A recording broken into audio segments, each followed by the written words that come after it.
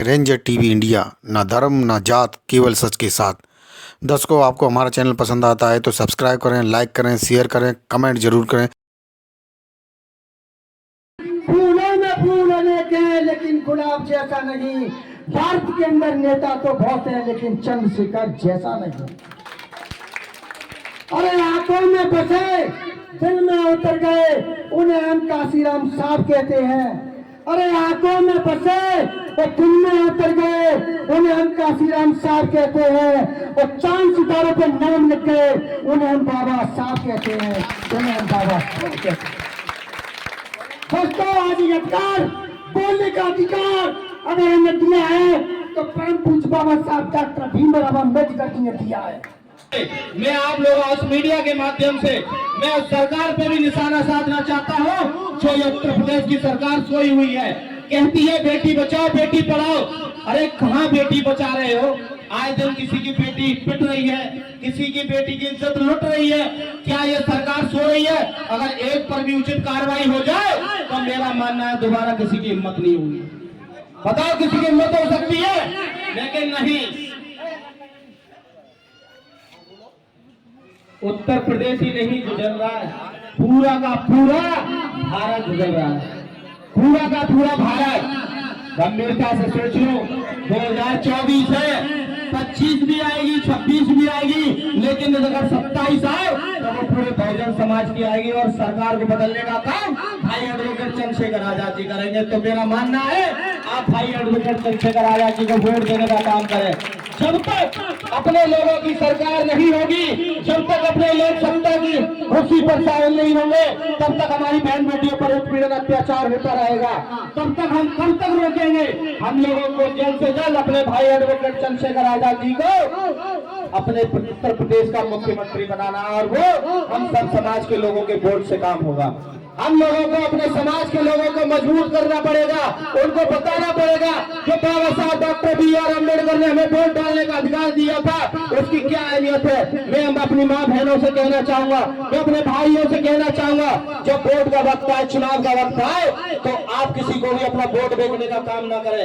ना कम्बल में बेचे, ना दारू में बेचे, ना नोट में बेचे, क्योंकि यही चंद मिनट का 1000 का नोट, चंद मिनट का कम्बल, चंद मिनट की मिठाई और दारू आपको पूरे 5 साल परेशान करती है। और हमारे लोग दारू बीड़ी सिगरेट गुटखे में अपना वोट बेच देते हैं, फिर कहते हैं कि फलाना नेता काम नहीं कर रहा। क्या तुम लोग जिम्मेदार नहीं हो उस चीज के? अगर तुम अपना वोट ही नहीं बेचो तो 85% संख्या है, 6743 जातियां आती है। क्यों हमारे लोगों पर उत्पीड़न हो रहा है? क्यों 15% के लोग हम पर राज कर रहे हैं? क्यों हमारी बहन बेटियों के साथ गलत काम हो रहा है? हमारे ही साथ क्यों? उसका सवाल खुद अपने अंदर ढूंढो। 85% लोग होने के बाद फिर भी हम लोग अपनी सरकार नहीं बना पा रहे हैं। क्या कारण है कि हम लोग अपनी सरकार नहीं बना पा रहे हैं? और फिर कहते हैं कि हमारे लोगों को उत्पीड़न हो रहा है, फिर कहते हैं हमारे साथ कोई नेता खड़ा नहीं हो रहा। जब पहले ही नेता को वोट से अपने नोटों से बेच दिया तो तुम्हारे यहाँ क्या काम करने आएगा? अरे 5 लाख खर्च किया उसने चुनाव में, 50 लाख बनाएगा अगले 5 सालों में, क्या तुम्हारे घर के काम कराएगा? वो अपनी जेब भरेगा, क्योंकि ये देश उस दिशा में जा चुका है कि जो चुनाव जीतने के बाद उसे खुद नहीं पता कि अगली साल वो टिकट किसको मिलेगी, तो वो अपनी जेब भरने का काम करता है। ज्यादा से ज्यादा कोशिश किया करें अपने क्षेत्र में जो सामाजिक व्यक्ति है, जो आपका हितैषी है, जो आपका भला करने वाला आपको लगता है ये व्यक्ति सही है, आप उसको वोट डालने का काम करें, उसको जिताने का काम करें, तभी आपका उद्धार होगा। जब तक आपके गली मोहल्ले गांव ठीक नहीं होंगे, तब तक शुरुआत कहां से होगी? अपने घर से होगी। अपना लड़का सुधर गया तो दूसरे के लड़के को भी हम सलाह दे सकते हैं। अपना ही खोटा सिक्का है तो फिर दूसरे को क्या देंगे? पहले अपना घर, फिर अपना गांव, तब हम शहर और फिर देश की सोचेंगे। और हम कहते हैं कि बताओ ये सरकार क्या कर रही है? अरे सरकार क्या करे, जिताने वाले तो तुम ही लोग हो। क्या कोई 100 में से अगर 85 लोग एक तरफ और 15 लोग एक तरफ हो, क्या 15 लोगों से सरकार बन सकती है? 85% की सरकार नहीं है। मैं तो अपने खुद मुस्लिम भाइयों को उल्टा सीधा कहता हूँ, मैं तो इसके माध्यम से भी कह रहा हूँ, सोए हुए हैं, 22% है, फिर भी अपनी ना सरकार आज तक बना पाए। क्यों? वो बिखरे हुए हैं, इसीलिए आज वो पिट रहे हैं, इसीलिए पिट रहे हैं। अब भी उनकी समझ में नहीं आई। मैं जहां भी जाता हूँ मुस्लिम समाज के लोगों से कहता हूँ, जो तुम्हारा हितैषी है, पढ़े लिखे समझदार लोग हैं, जो तुम्हारा हितैषी है, जो तुम्हारे बारे में सोचता है, जो तुम्हारे घर के लिए कुछ अच्छा करता है, वो पूरे देश के लिए कर रहा है, तो तुम जो तुम्हारे लिए कर रहा है उसको वोट दो ना भाई। तुमका कोई ऑप्शन हो तो बताओ। और इस समय अगर पूरे देश की आवाज उठा रहा है तो भाई एडवोकेट चंद्रशेखर। अपने इस पर सरकार बनी, मानवर हमारे बीच में काशीराम साहब सन 2006 में जा चुके थे, हमारे बीच में वो नहीं रहे थे, खत्म हो चुके थे, लेकिन आज भी हमारे दिल में, हमारी धड़कन में, हमारी आंखों में काशीराम साहब जिंदा हैं, उनके विचार जिंदा हैं, वो कभी नहीं मर सकते, वो हमेशा अमर है और अमर रहेंगे। लेकिन ये बात मैं आपको इसलिए बताना चाहता हूं कि उत्तर प्रदेश के अंदर सन 2007 में बहन कुमारी मायावती मुख्यमंत्री बनी, तो हमने उसी दिन बहनी से हमें नफरत पैदा हो गई। अब नफरत क्यों पैदा हुई? देखिए, हमारे बीच में उत्तर प्रदेश के अंदर, भारत के अंदर चंद्रशेखर आजाद जी जो हैं, जब भी कोई बहन कुमारी मायावती की बात आती है तो कभी उन्होंने टिप्पणी नहीं की है, कभी भी बहन जी के बारे में टिप्पणी नहीं की है। लेकिन हम उत्तर प्रदेश के हैं, हम भारत के नागरिक हैं, हमें जो अच्छा लगेगा हम जिसको चुनेंगे, ये हम अपनी मर्जी के मालिक हैं, हम पर कोई मुकदमा नहीं लगा सकता है। हम जिसको वोट देंगे, किसको वोट करेंगे, किसको सपोर्ट करेंगे, हम अपनी मर्जी के मालिक हैं। हमने 3 बार आपका साथ दिया, 4थी बार 2007 में साथ दिया, लेकिन हम उनसे आपसे इसलिए दूर हुए, आप मुझसे सवाल पूछ सकते हैं, कोई भी पत्रकार सवाल पूछ सकता है, कोई भी बहन बेटी मुझसे सवाल पूछ सकती है कि आप बसपा का सपोर्ट क्यों नहीं कर सकते। हम इसलिए नहीं कर सकते कि उन्होंने विचारधारा का खून कर दिया। जो विचारधारा थे मानवर काशीराम साहब के, उन विचारधारा से हमारी बहन कुमारी मायावती भटक गई, इसलिए हम उनसे दूर हुए। लेकिन आज हमारे भारत के अंदर युवा नौजवान जो सड़कों पर लड़ाई लड़ रहा है, मानवर चंद्रशेखर आजाद, हम उनके विचारों को देखकर खुश हुए, इसलिए आज हम चंद्रशेखर समाज को सपोर्ट करते हैं, चंद्रशेखर की पार्टी को सपोर्ट करते हैं, आजाद समाज पार्टी को सपोर्ट करते हैं, भीम आर्मी को सपोर्ट करते हैं। दोस्तों, चलो, चंद्रशेखर आजाद सब जुल्म और अत्याचार इस बात के अंदर होता है, वह चंद्रशेखर आजाद पहुंचता है। हमने उनकी वीडियो देखी, हर जगह पर, कहीं पर भी चले आइए, चंद्रशेखर आजाद हर जगह पर पहुंचते हैं। उनके अंदर कोई जातिवादी, कोई भेदभाव, कोई मतलब नहीं है। वो एक बार नगीना क्षेत्र से सांसद बन गए, लेकिन उनकी जगह और की होता तो आज दूसरी पार्टी में चला जाता।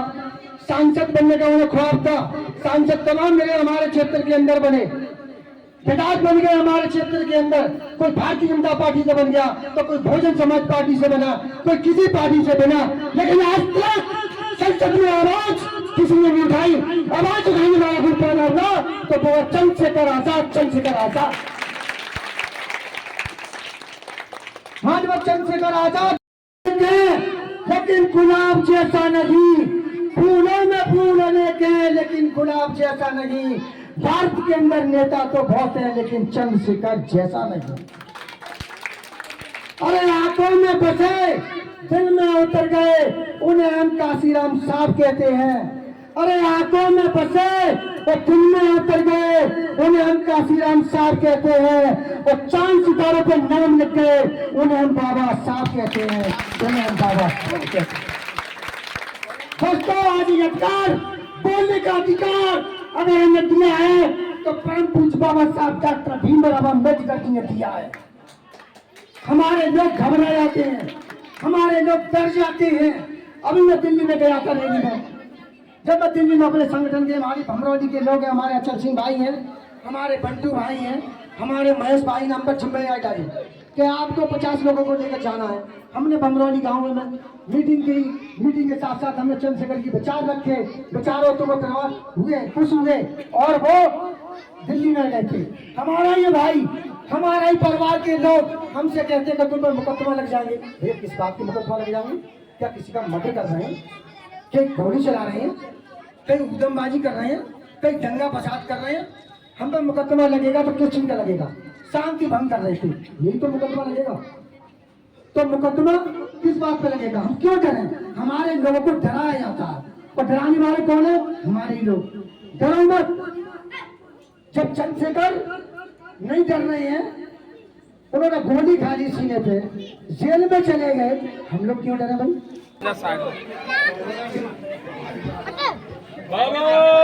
काला यार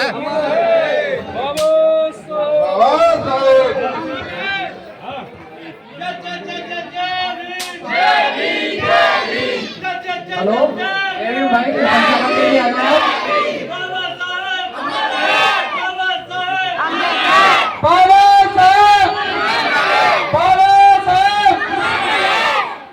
चंद्रशेखर भाई संघर्ष करो, चंद्रशेखर भाई संघर्ष करो।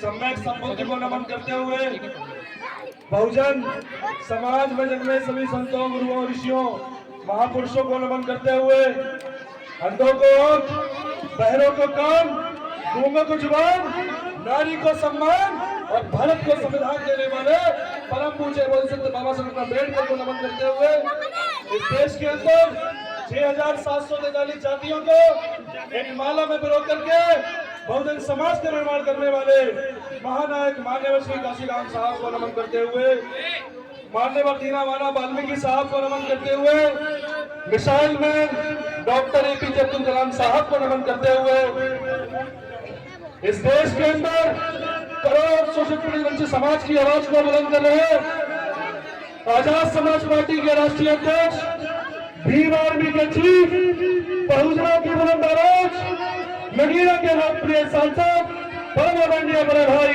एडवोकेट चंद्रशेखर आजाद जी को अपना आदर्श नेता मानते हुए आज कार्यालय 90 ग्रामीण कार्यालय के उद्घाटन के कार्यक्रम में इस कार्यक्रम का आयोजन करने वाले बहुत संघर्षशील, बहुत मेहनती, बहुत जुझारू हमारे सम्मानित विधानसभा अध्यक्ष भाई महेश कुमार जी, आज के कार्यक्रम की मुख्य अतिथि आगरा के पूर्व मेयर प्रत्याशी, बहुत पूरे आगरा के अंदर हमारी महिलाओं का, हमारी माताओं का मान सम्मान बढ़ा रही हमारी बड़ी बहन आदरणीय सविता सिंह जी, आगरा मंडल के बहुत शानदार माननीय मंडल अध्यक्ष, बहुत संघर्षशील मंडल अध्यक्ष आदरणीय बड़े भाई विक्की आजाद जी, आज की 90 ग्रामीण विधानसभा के समस्त कमेटी, क्योंकि बहुत सारी टीमें नाम लूंगा समय हो जाएगा, मैं आप सभी का बहुत बहुत आभार करता हूँ, बहुत बहुत धन्यवाद करता हूँ,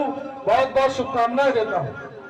आप लोगों ने आज केवल एक कार्यालय नहीं बनाया, आप बच्चों शांत हो जाओ, आपने आज मील का पत्थर स्थापित कर दिया है, यानी बाबा साहब अम्बेडकर, माननीय श्री काशीराम साहब और भाई एडवोकेट चंद्रशेखर आजाद जी के बिना इस उत्तर प्रदेश में हम सरकार नहीं चलने देंगे।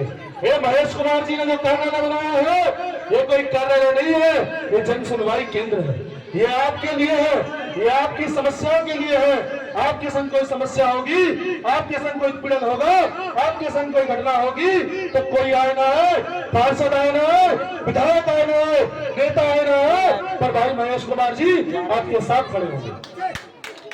ये जो कार्यालय आप लोगों ने बनाया है, ये आगरा के अंदर आजाद समाज पार्टी को आगे बढ़ाएगा। किया भीम आर्मी ने किया, ये बोलते हैं भाई एडवोकेट चंद्रशेखर आजाद जी भीम आर्मी नेता बनाने की मशीन, या नेता बनते हैं। हम सब लोग यही तैयार हुए हैं और ऐसे ही तैयार करते रहेंगे, क्योंकि हम ये सब आंदोलन हम क्यों कर रहे हैं, हम सब ये आंदोलन क्यों चला रहे हैं, हम ये क्यों कर रहे हैं, हम इसलिए कर रहे हैं क्योंकि माननीय काशीराम साहब कहते हैं जिनकी गैर राजनीतिक जड़ें मजबूत नहीं होती उनकी सरकार नहीं बनती, जिसकी सरकार नहीं बनती उसकी समस्याएं का हल नहीं होता, और जिसकी समस्याएं होती है वो गरीब होते हैं, वो परेशान होते हैं, वो पिटते रहते हैं, वो प्रताड़ित होते रहते हैं, उनकी संघटनाएं होती रहती है। अगर आपको अपने जीवन में सुख चाहिए, अपने जीवन में खुशहाली चाहिए तो अपनी सरकार आपको बनानी पड़ेगी, सत्ता आपको अपने हाथों में लेनी पड़ेगी। आज सत्ता दुश्मनों के हाथों में, आज सत्ता दुश्मनों के हाथों में है। मैं आपको कल की घटना बता रहा हूँ, कल ग्रामीण विधानसभा के अंदर मलपुरा गांव में, मलपुरा क्षेत्र में एक 8 साल की प्यारी छोटी सी बच्ची को, उसको इतना मारा, उसको उसकी जान ले ली, उसके मुंह में 2 मीटर कपड़ा डाल दिया, गले तक उसका कपड़ा था, हमारी आंखों में से आंसू बगली हो रहे थे जब उस बच्ची को देख रहे थे। दूसरी क्लास की बच्ची थी और उसका सब बोरे में डाल करके नहर के पास फेंक दिया। ये किस लोगों ने किया? ये ऐसे लोगों ने किया जो इस देश में भाईचारा बनाना नहीं चाहते। ये ऐसे लोगों ने किया जो माता और बहनों का सम्मान नहीं करते। ये ऐसे लोगों ने किया जो अपनी खुद की बहन बेटी का सम्मान नहीं करते। ये ऐसे लोगों ने किया। सम्मानित साथियों, आजाद समाज पार्टी भीम आर्मी की टीम पहुंची और कल लगभग 8.5-9 घंटे पोस्टमार्टम गृह बैठ करके हमने बच्ची का पोस्टमार्टम करवाया और आज शाम को 4 बजे उस बच्ची के परिवार से मिलने जा रहे हैं। ये सब क्यों हो रहा है? ये सब क्यों हो रहा है? क्योंकि आपकी सरकार नहीं है। क्योंकि जो ताकतवर होते हैं उस पर अत्याचार नहीं होते, जो राजा होते हैं उस पर अत्याचार नहीं होते, जिनका राजपाट होता है वो बड़े बड़े महलों में रहते हैं, वो छोटी छोटी झुग्गी झोपड़ी गली बस्तियों में नहीं रहते। इसलिए अपने बच्चों को कहो कि जाओ और अपने घर की दीवारों पर लिख दो, तुम इस देश के शासक हो, तुम इस देश पे राज करना है। मेरी माताएं बहनें बैठी है, मैं 2 लाइन उनको समर्पित करता हूँ और अपनी बात को समाप्त करूंगा। साथियों, इस शुभ अवसर पर आज ये यहाँ का कार्यालय का उद्घाटन हुआ है। मैं यहाँ की जनता से ये वादा करता हूँ कि मेरे ही पार्टी के ये विधानसभा अध्यक्ष आपको कभी भी, चाहे आधी रात हो, चाहे दिन हो, चाहे शाम हो, जब भी आपको कुछ ऐसा महसूस हो कि हमारे साथ कुछ भी अत्याचार हो रहा है, आप तुरंत क्या नाम हमारे विधानसभा अध्यक्ष जी से संपर्क कीजिए, उनको बताइए। क्योंकि हमारे लोगों को समस्याएं तो होती हैं लेकिन वो बताना नहीं चाहते। और मैं माता बहनों से भी कहना चाहता हूं कि आपके साथ कोई भी समस्या हो, आप तुरंत इनको बताइए। ये आप ये मत सोचिए कि ये तो नेताओं का काम है, ये आप ये मत सोचिए कि ये तो अलग काम है। ये इसी काम के लिए हम लोग तैयार हो रहे हैं, क्योंकि हमारी बहन बेटियों पे अत्याचार नहीं होता तो ना यहाँ महेश कुमार होता, ना यहाँ विकास कुमार होता, ना यहाँ शशांक घोष होता। हम लोग भी यहाँ राजनीति में अपनी मर्जी से नहीं आए। हम लोग भी यहाँ तब आए हैं जब हमारे ऊपर अत्याचार हुआ, जब हमने देखा कि जब मुझ जैसा पढ़ा लिखा व्यक्ति अत्याचार हो रहा है मेरे साथ जब क्या नाम है जातिवाद हो रहा है, तो उन लोगों का क्या होता होगा जो गांव में रहते हैं, उन लोगों का क्या होता होगा जो झुग्गी झोपड़ी में रहते हैं। तो तब जाके हम मिशन मूवमेंट में आए हैं, तब हमने बाबा साहब को पढ़ा और उनको समझा कि साथियों, जब आज इस देश के अंदर हम जैसे पढ़े लिखे लोगों पे इतना अत्याचार होता है, तो आप सोचिए कि परम पूज्य बोधिसत्व बाबा साहब डॉक्टर भीमराव अम्बेडकर कैसे उन बनुवादियों से लड़े होंगे। हमको तो आज इतनी परमिशन तो है कि हम स्कूल में दाखिला करके स्कूल में पढ़ सकते हैं, लेकिन सोचिए बाबा साहब जो क्लास के बाद एक टाट में बैठ के पढ़ा करते थे, उन्होंने कैसे लड़े होंगे। हमारी समस्या तो कोई समस्या नहीं है। आप सोचिए, जो एक बैरिस्टर होकर जब वो ऑफिस में बैठते थे, तो जो उनके कर्मचारी होते थे, अगर वो किसी गिलास को छू ले तो उस गिलास को वो साइड में रख देते थे और उसके बाद अपना अलग पानी पीते थे और अपने हाथ धोते थे। आज हमें अच्छे कपड़े भी पहने हैं, ये भी बाबा साहब की बदौलत है। आज हमारी माता बहनें अच्छी साड़ी भी पहनी है, ये भी बाबा साहब की बदौलत है। और साथियों, ये सब कपड़े जो हमारे तन पे आए हैं, इसके लिए हमारे लोगों ने कुर्बानियां दी। माता बहनें बैठी हैं, ऐसी बात नहीं कहनी चाहिए, लेकिन मैं आपको बताऊं, हमारी महिलाओं को अपना छाती ढकने के लिए भी टैक्स देना पड़ता था। हमारी महिलाओं को अपना अंग ढकने के लिए भी टैक्स देना पड़ता था। उसके लिए भी हमारे समाज।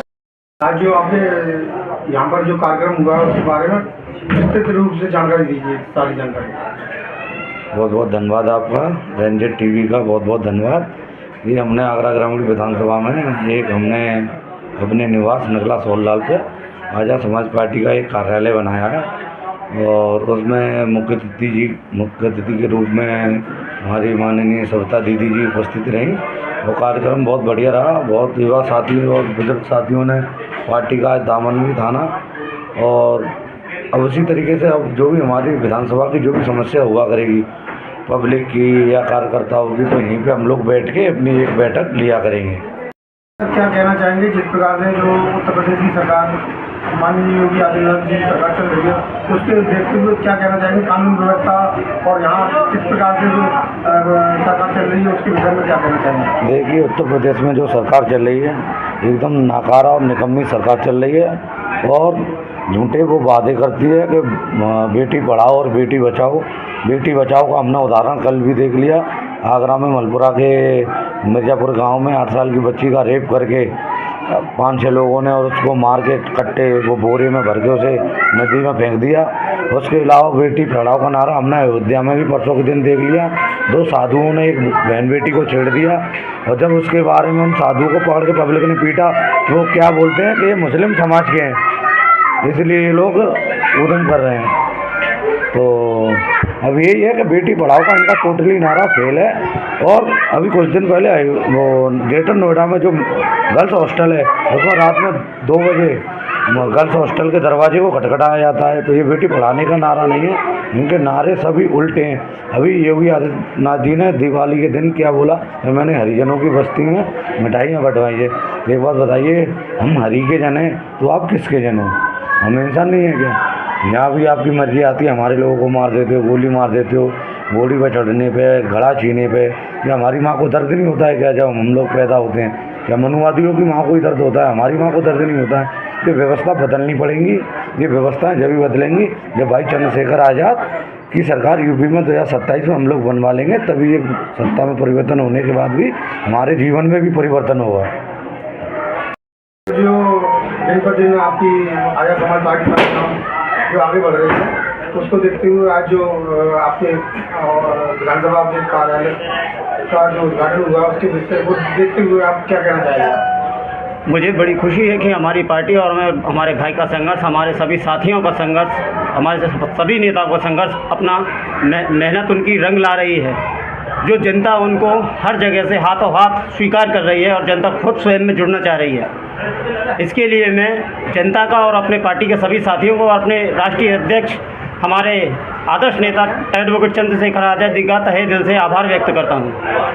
सर, जिस प्रकार से आपका जो कारवा बढ़ता जा रहा है जो आज़ाद समाज पार्टी का, उसे देखते हुए जो आज का कार्यक्रम है उसके बारे में बताइए। पहले तो मैं अपना नाम बताना चाहूँगा। मेरा नाम तोती आज़ाद बिरला है और मैं जो है वॉलंटियर जिलाध्यक्ष हूँ आज़ाद समाज पार्टी काशीराम से। हाँ, आपका सवाल बनता है कि अब जो हमारा कारवां है जगह जगह लोग हमारे से जुड़ रहे हैं। आज हमारी जो है ग्रामीण विधानसभा में जो कार्यालय का उद्घाटन है।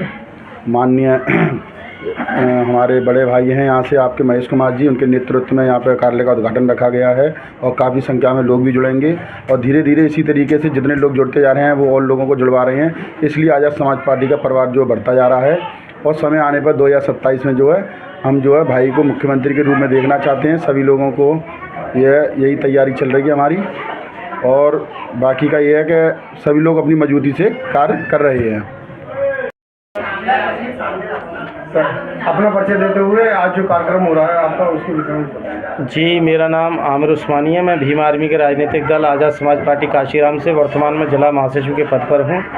आज ग्रामीण विधानसभा के ग्राम पंचायत अरतौनी सोहनलाल गांव में ग्रामीण स्तर पर कार्यालय का उद्घाटन किया जा रहा है और इसमें समस्त आज़ाद समाज पार्टी भीम आर्मी के लोग मौजूद रहे। और ये जो कार्यालय है ये हमारे ग्रामीण विधानसभा अध्यक्ष महेश कुमार जी द्वारा। तो आज की न्यूज़ आपको पसंद आए तो लाइक करें, शेयर करें, कमेंट करें, सब्सक्राइब जरूर करें, जिससे कि हमारा चैनल आगे बढ़ सके और हम अपने देश और देशवासियों की सेवा कर सकें। इसी के साथ फिर मुलाकात होगी, तब तक के लिए आपसे विदा लेते हैं। नमस्कार।